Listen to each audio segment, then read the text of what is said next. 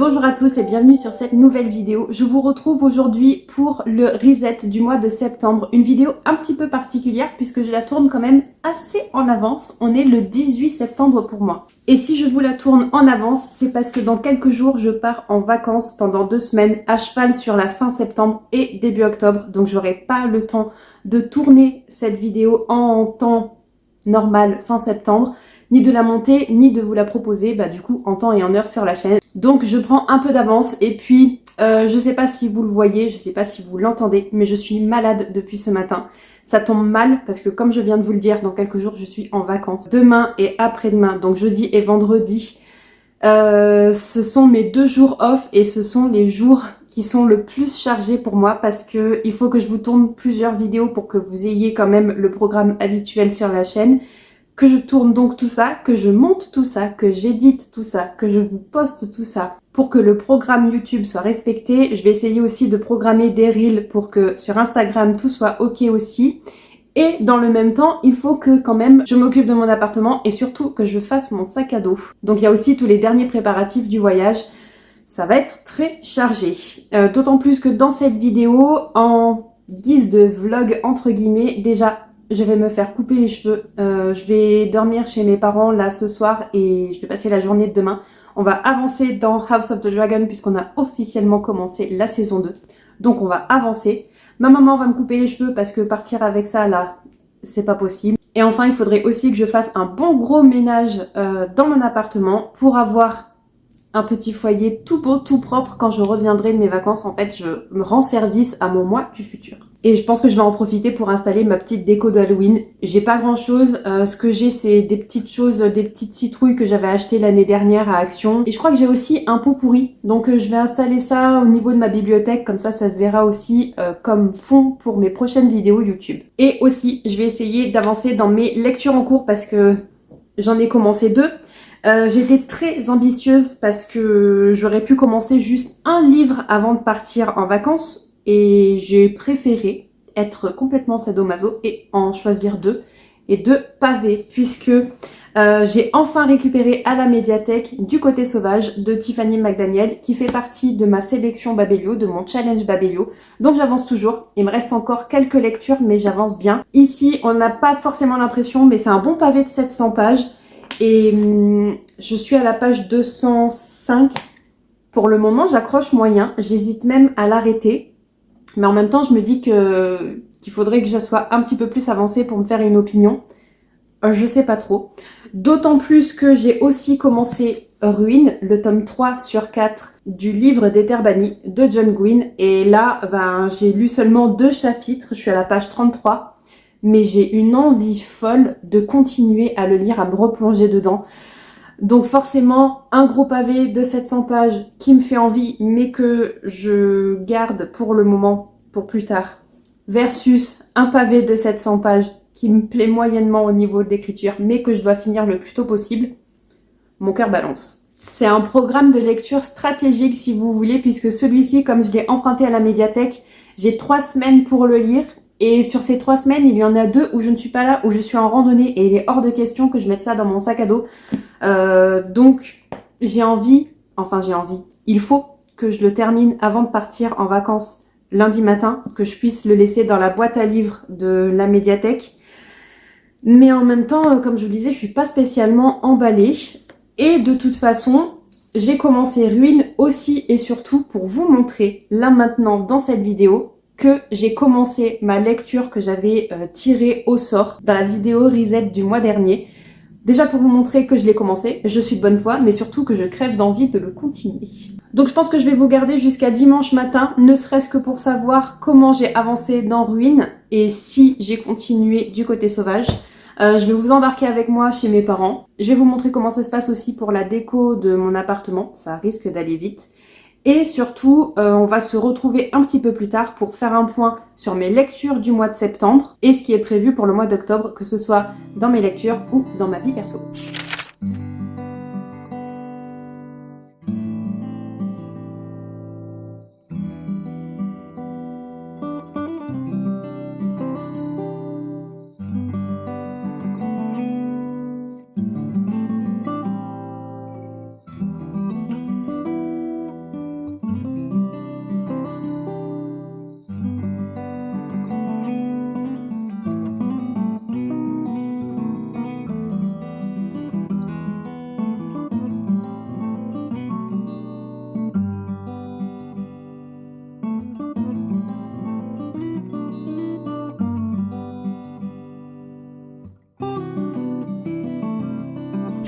Je vous retrouve, on est quelques jours plus tard puisqu'on est dimanche matin. Finalement, je vous ai pas trop pris avec moi parce que, comme prévu, j'ai été bien malade. Je crois que je vous ai parlé mercredi. Je commençais à être un peu malade. Et évidemment, je suis pas passée au travers. La journée de jeudi, j'étais complètement KO. Je n'ai fait que dormir et regarder House of the Dragon, la saison 2, avec mes parents.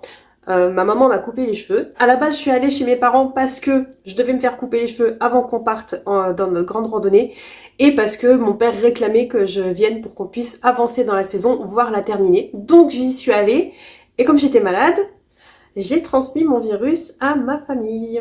Ce qui déjà de base m'embête pas mal, mais surtout, je pars avec ma maman dans littéralement 24 heures pour marcher 270 km. Donc on a besoin d'être en forme, donc c'était vraiment pas le moment de tomber malade. Mais malheureusement, on peut plus rien y faire. J'ai été malade, je le suis encore un peu, mais globalement ça va mieux. J'ai juste l'impression qu'on m'a roulé sur le visage. Autrement, ça va à peu près bien. Ma maman par contre c'est pas terrible, donc j'espère qu'elle ira mieux demain. Mais bon, dans tous les cas, comme je vous le disais, on n'a pas le choix, faut qu'on fasse avec. Bref, tout ça pour dire que j'ai pas été très productive. Comme je vous disais, le jeudi c'était surtout dodo, télé. Mais du coup, on a terminé la saison 2 de House of the Dragon, ce qui est en soi presque un exploit parce que ça fait des semaines qu'on traîne la saison 1 et le début de la saison 2. Et là, on s'est bouffé, j'ai envie de dire, 6 ou 7 épisodes en une journée. Mais au moins, c'est fini, on n'en parle plus et en plus, on s'est régalé. Même si je pense que j'ai préféré la saison 1. Je sais pas, il va falloir que ça mijote encore un petit peu dans mon cerveau.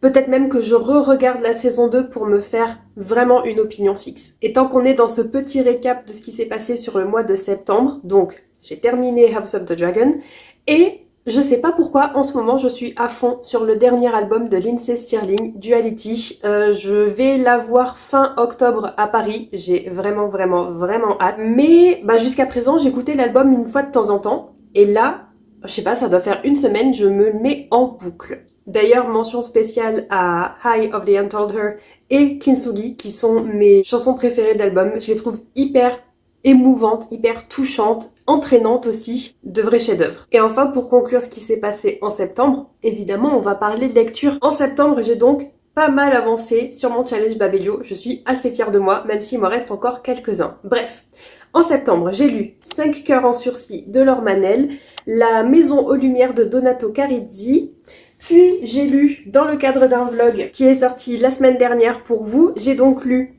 If We Were Villain de ML Rio avec une lecture commune grâce à Perfect Flow. Et j'ai aussi lu Là où gisent les endormis de Farida Abike Iyimide. Ces deux titres-là que j'ai vraiment beaucoup appréciés, qui se rapprochent, qui ont certaines similitudes. Je ne peux que vous conseiller de les lire. J'ai aussi lu L'effet boule de neige de Clara Hero, là aussi dans le cadre de mon challenge Babelio. Et j'avais commencé à lire Du côté sauvage de Tiffany McDaniel. D'ailleurs, je vous en avais parlé dans l'intro et figurez-vous que ça a été un DNF pour moi. Je me suis forcée, je l'ai embarqué avec moi quand même au travail mercredi pour avancer justement pendant ma pause déjeuner en me disant que c'était un peu sa dernière chance. Et voilà, j'accroche pas. Je vais pas trop rentrer dans le détail parce que je vous en parlerai justement dans la vidéo spéciale Babelio.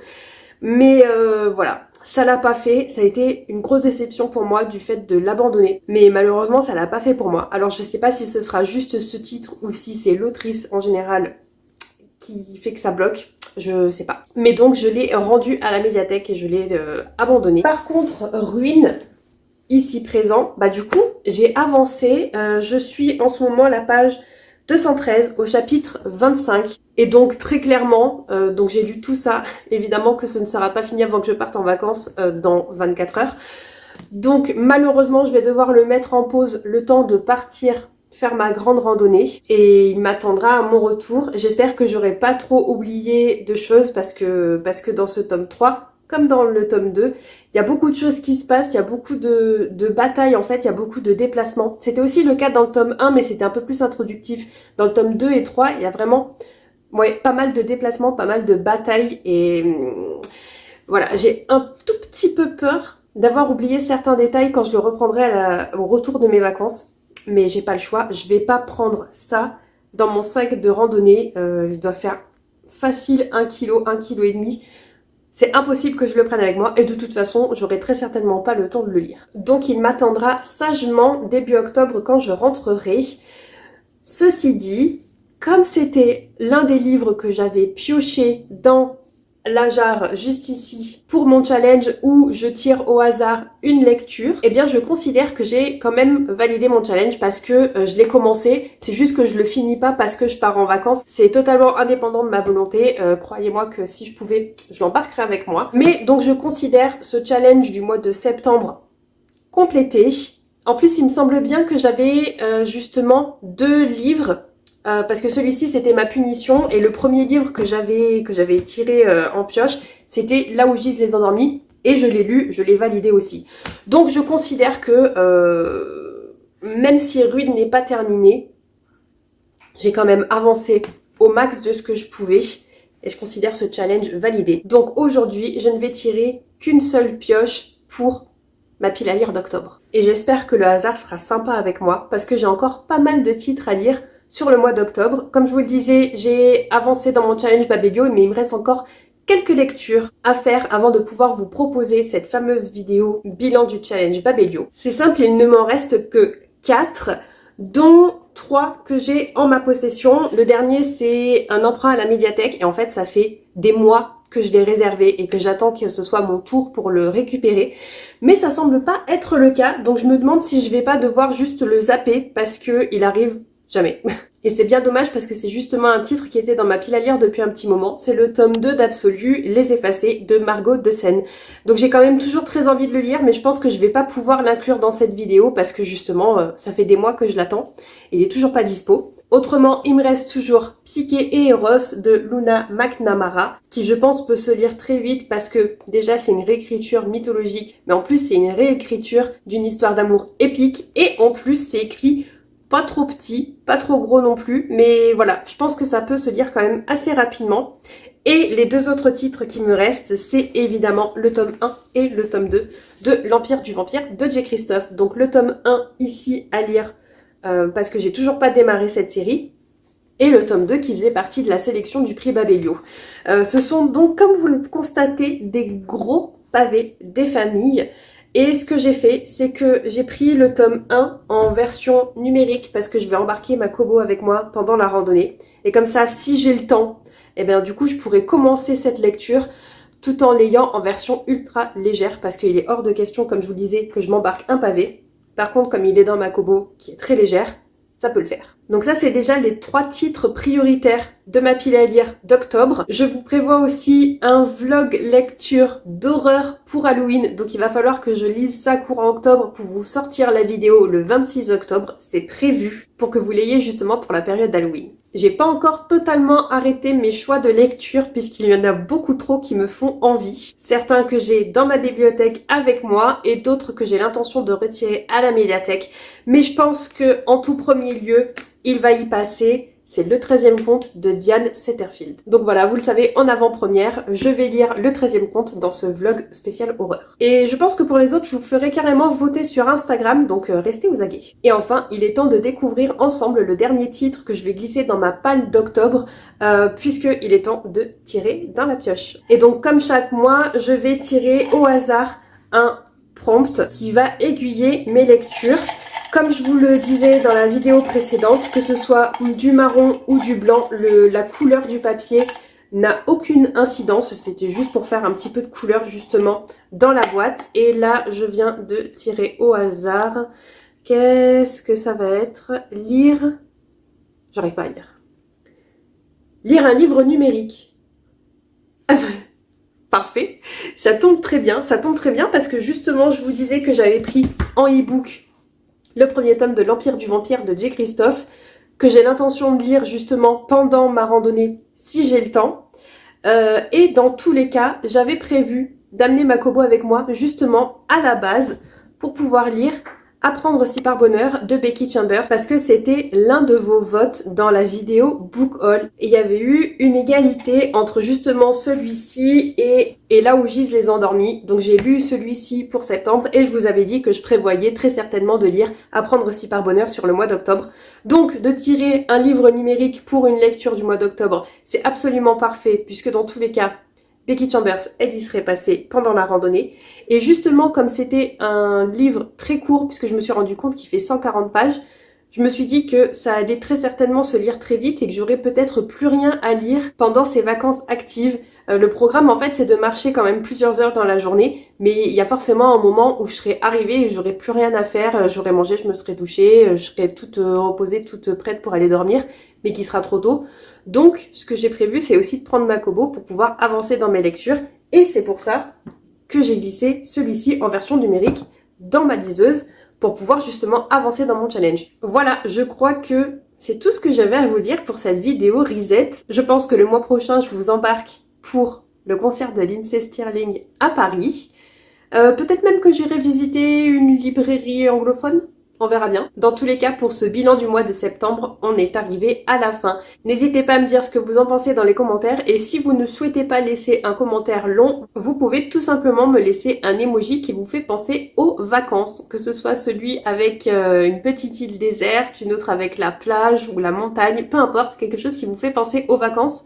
Puisque, même si la plupart des gens sont déjà rentrés de leurs vacances, moi, je pars enfin profiter des miennes. Et puis tant qu'à faire, dites-moi tout simplement ce que vous avez fait pendant vos vacances. Si vous êtes parti quelque part, si vous vous êtes reposé, si vous en avez profité pour lire, que sais-je. Dites-moi tout dans les commentaires. Dans tous les cas, nous on se retrouve la semaine prochaine pour une nouvelle vidéo. Ce sera très certainement le récapitulatif de ma randonnée. Je vous dis à la semaine prochaine. Bye bye!